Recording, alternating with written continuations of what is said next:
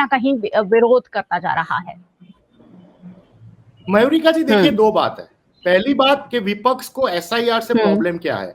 हमें एसआईआर से प्रॉब्लम नहीं है, एसआईआर की जो पद्धति है उससे प्रॉब्लम है। जिस तरीके से बिहार में 65 लाख वंचित, शोषित, दलित, आदिवासी, गरीब, ज्यादातर 90% जो 65 लाख में से जिसके वोट की कमी हुई, जो डिलीशन हुआ, वो यही वर्ग से आते थे। जाति और धर्म के आधार पे एसआईआर के नाम से जब वोट काटे जाते हैं, गरीबों के वोट काटे जाते हैं, महिलाओं के वोट काटे जाते हैं, हमें प्रॉब्लम उससे है। देखिए, वोट चोरी का मामला तो सबसे पहले leader of opposition Rahul Gandhi ji देश के सामने लाए ना, आपको भी पता है ना।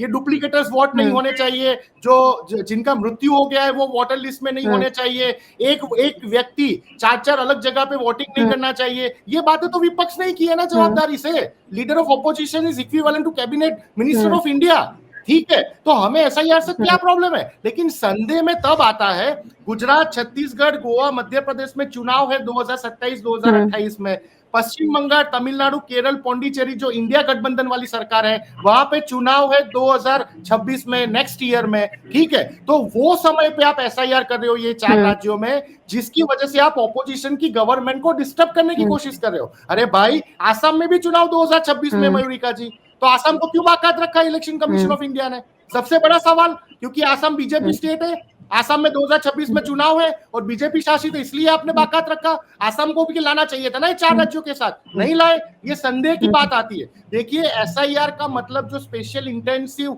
रिवीजन है, वो सिलेक्टिव इंटेंसिव रिमूवल हो चुका है। आपको बात समझनी पड़ेगी। सुप्रीम कोर्ट, देश की सर्वोच्च अदालत, जब उनको फिटकार लगाती हो सरकार को और ईसीआई को कि आपने 65 लाख वोटर्स जो आपने डिलीट किए हैं, उसकी यादी पब्लिक कीजिए आपकी वेबसाइट पे। अभी मेरे भाई ने जो मोबाइल नंबर की और व्यक्तिगत प्राइवेसी की बात की, तो सुप्रीम कोर्ट ने बोला है कि आपने जिसके भी वोट की कमी की है उसको आप लाइए। देखिए, ये संविधान है और संविधान ने 1 मैन 1 वोट का अधिकार दिया है, और ये बात के ऊपर हम निश्चित है, ये बात के ऊपर हमने देश में बड़ा आंदोलन खड़ा किया है। अभी संतोष भाई ने भी बोला कि विपक्ष ने क्या किया। हमने यही महीने में 20 दिन घर घर जाके हमारे कार्यकर्ताओं ने वोट चोर गद्दी चोर का सिग्नेचर कैंपेन और मिस कॉल कैंपेन किए। लाखों व्यक्तियों ने हमें सिग्नेचर दिया है, लाखों व्यक्तियों के हमारे पास मिस कॉल का डेटा आया हुआ है। लोग नाखुश है। वोट चोर गद्दी चोरा छोटा बच्चा भी ये गाना गा रहा है। लोगों के मन में ECI, election commission of India का जो विश्वसनीय था, वो विश्वसनीयता ईसीआई गवा चुकी है। उनके पास उनका खुद का डेटा है, मतदार यादी उनके पास है। वो अपने आप, दे रिजर्व द राइट कि जो डुप्लीकेट वोटर्स है उसको ठीक करे, जिनका मृत्यु हो चुका है उसको ठीक करे। लेकिन मैंने आपको फिर से बोला कि जैसे बिहार में एक भी नया वोटर का एडिशन नहीं हुआ। नीलेश भाई ने बोला कि ये जो प्रक्रिया होती है उसमें नए वोटर्स का एडिशन होता है, बिहार में क्यों नहीं हुआ?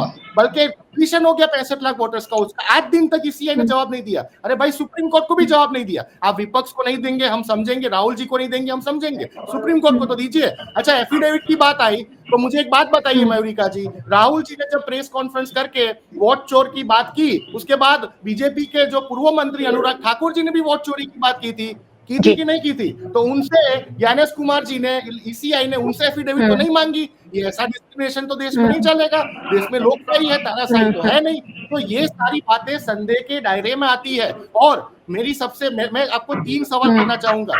जो बीएलओ 3 बार मुलाकात करने पर प्रति व्यक्ति जाने वाले, प्रति घर जाने वाले हैं, क्या वो बीएलए का सिस्टमैटिक वीडियो रिकॉर्डिंग का डेटा किया जाएगा कि बीएलओ ने जाके उसकी सही प्रक्रिया की है या नहीं की? नाम कमी करने से पहले, मयूरिका जी का नाम कमी हो रहा है, तो नाम कमी होने से पहले क्या मयूरिका जी को कॉल या एसएमएस आएगा ईसीआई की तरफ से कि आपका नाम कमी किया जा रहा है, ये रीजन की वजह से नहीं आया? बिहार में भी नहीं हुआ, यहाँ पे भी नहीं होगा।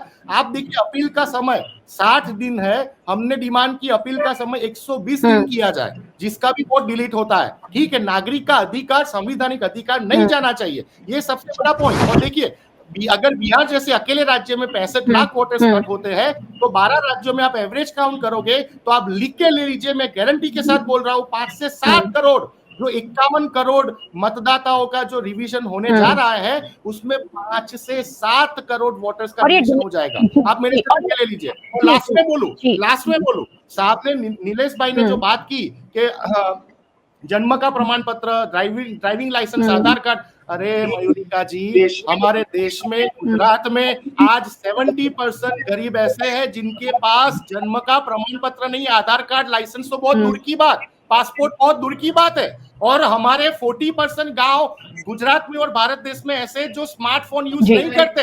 तो न्यूमरेशन फॉर्म जो फिलअप करने की बात ईसीआई ने की है कि प्रति व्यक्ति अगर डिलीशन में है या एडिशन में या वैसा का वैसा स्टेबल है, उसको न्यूमरेशन फॉर्म ऑनलाइन फिलअप करना पड़ेगा। भाई 40% गरीब जो गांव के लोग हैं उनके पास स्मार्टफोन ही नहीं है, तो ये सारा संभव कैसे होगा? ये सारे सवाल, और ये सवाल का जवाब ईसीआई को देना पड़ेगा। हम ऑपोजिशन है और सारी ऑपोजिशन पार्टियां इकट्ठा होके अगर ये प्रक्रिया में कोई भी खामी आई, जैसे हमारे तमिलनाडु के अलायंस पार्टनर, उनके सीएम ने बोल दिया है, वेस्ट बंगाल के सीएम ने बोल दिया है, केरला के सीएम ने बोल दिया है, हम आंदोलन खड़ा करेंगे। एफआईआर को लेकर बहुत सारी